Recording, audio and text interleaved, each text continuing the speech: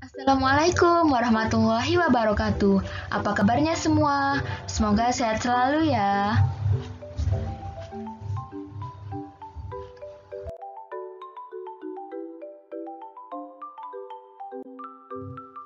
Perkenalkan, nama saya Faza Nurinda Elok dari Prodi Pendidikan Guru Madrasah Ibtidaiyah, Fakultas Tarbiyah dan Keguruan, UIN Sunan Ampel, Surabaya. Di kesempatan kali ini, saya akan menjelaskan tentang konsep pendidikan dari tokoh pendidikan Islam masa klasik Al-Ghazali. Teman-teman tahu nggak sih siapa itu Imam Al-Ghazali?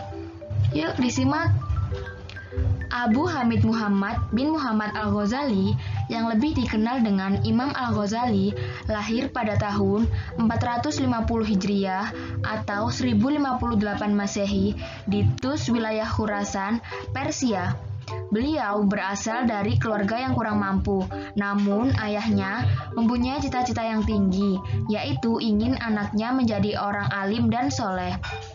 Imam Al-Ghazali adalah seorang ulama, ahli pikir, ahli filsafat Islam yang terkemuka, dan banyak memberi sumbangan bagi perkembangan kemajuan manusia.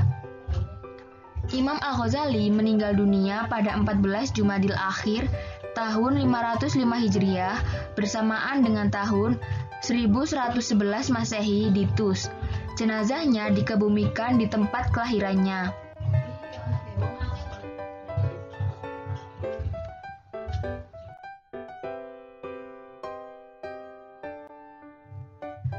Perjalanan Al-Ghazali dalam menuntut ilmu dimulai dari desa kelahirannya pada seorang sufi sahabat ayahnya yang bernama Syekh Ahmad bin Muhammad Ar-Rozakani. Lalu pada tahun 479 Hijriah, Al-Ghazali melanjutkan pelajarannya ke Jurhan, sebuah kota yang tidak jauh dari Khurasan. Di sana beliau berguru dengan Abu Nasr Al-Ismaili. Kemudian ia kembali ke Tus dan dari sana beliau melanjutkan ke Naisabur dan masuk sekolah tinggi Nizamiyah. Ilmu-ilmu yang variatif didapatnya dari Abu Al-Ma'li Dihauddin Al-Juwaini.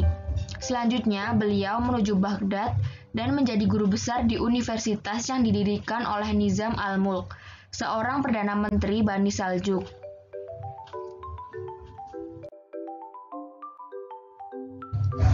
Nah, berikut merupakan beberapa karya Al-Ghazali.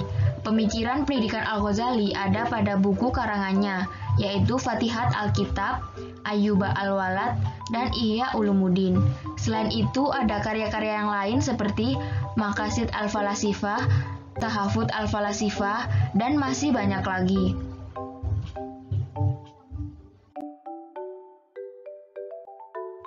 Selanjutnya, ada tujuan pendidikan Islam menurut Al-Ghazali. Tujuan pendidikan jangka pendek menurut Al-Ghazali ialah diraihnya profesi manusia sesuai dengan bakat dan kemampuannya. Syarat untuk mencapai tujuan itu, manusia harus memanfaatkan dan mengembangkan ilmu pengetahuan sesuai dengan bakatnya. Lalu tujuan pendidikan jangka panjang menurut Al-Ghazali yaitu untuk mendekatkan diri kepada Allah Subhanahu wa Ta'ala, bukan untuk mencari kedudukan, kemegahan, kegagahan, atau mendapatkan kedudukan yang menghasilkan uang.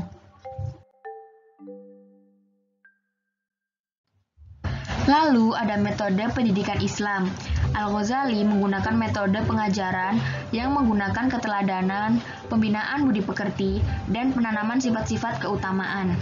Pendidikan agama dan akhlak merupakan sasaran utama bagi Al-Ghazali.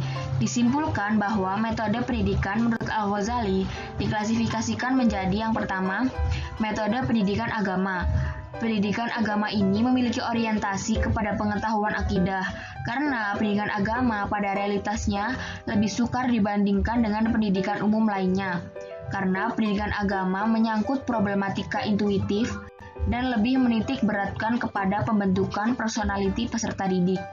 Metode yang dimaksud yaitu seperti hafalan dan pemahaman, kemudian dilanjutkan dengan keyakinan dan pembenaran, setelah itu penegakan dalil-dalil yang menunjang penguatan akidah. Yang kedua ada metode pendidikan akhlak. Al-Ghazali mengungkapkan, sebagaimana dokter jikalau memberikan pasiennya dengan satu macam obat saja, niscaya akan membunuh kebanyakan orang sakit. Begitupun guru, jikalau menunjukkan jalan pada muridnya dengan satu macam saja dari latihan, niscaya membinasakan hati mereka. Maka seorang guru seharusnya memperhatikan keadaan, sifat, dan latihan apa yang pantas dan disanggupi oleh muridnya. Contoh metodenya yaitu dengan menggunakan keteladanan, latihan, dan pembiasaan. Adapun pandangan Al-Ghazali tentang kurikulum pendidikan Islam tidak dapat dilepaskan dari pandangannya tentang ilmu pengetahuan. Al-Ghazali telah membagi ilmu pengetahuan yang terlarang dipelajari dan ilmu yang wajib dipelajari menjadi 3, yaitu yang pertama ilmu tercela. Ilmu ini tidak ada manfaatnya bagi manusia di dunia ataupun di akhirat, misalnya ilmu sihir, nujum, dan ilmu perdukunan. Bila ilmu ini dipelajari akan membawa mudorot dan akan meragukan kebenaran adanya Allah. Yang kedua, ilmu yang terpuji, misalnya ilmu tauhid dan ilmu agama. Ilmu ini jika dipelajari akan membawa orang kepada jiwa yang bersih dari kerendahan dan keburukan serta dapat mendekatkan diri kepada Allah.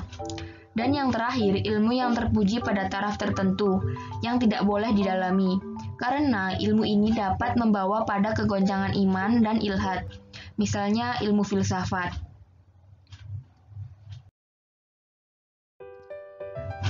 Dari ketiga kelompok ilmu tersebut, Al-Ghazali membagi lagi menjadi 2 kelompok ilmu berdasarkan kepentingannya, yaitu yang pertama, ilmu-ilmu yang fardu ain, yang wajib dipelajari oleh semua orang Islam meliputi ilmu-ilmu agama, yakni ilmu yang bersumber dari kitab suci Al-Quran dan hadis. Yang kedua yaitu ilmu yang fardu kifayah untuk dipelajari setiap muslim. Ilmu ini adalah ilmu yang dimanfaatkan untuk memudahkan urusan hidup duniawi, misalnya ilmu hitung atau matematika, ilmu kedokteran, ilmu teknik, ilmu pertanian, dan industri.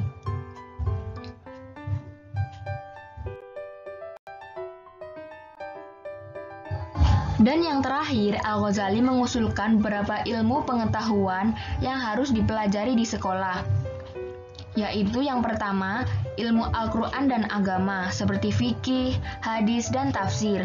Yang kedua, sekumpulan bahasa, nahwu dan makhraj, serta lafaz-lafaznya, karena ilmu ini berfungsi membantu agama. Yang ketiga, ilmu-ilmu yang fardu kifayah, yaitu ilmu kedokteran, matematika, dan teknologi yang beraneka macam jenisnya, termasuk juga ilmu politik. Dan yang terakhir, ilmu kebudayaan seperti syair, sejarah, dan beberapa cabang filsafat.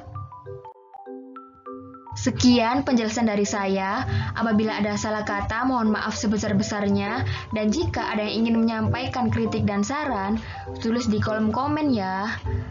Wassalamualaikum warahmatullahi wabarakatuh.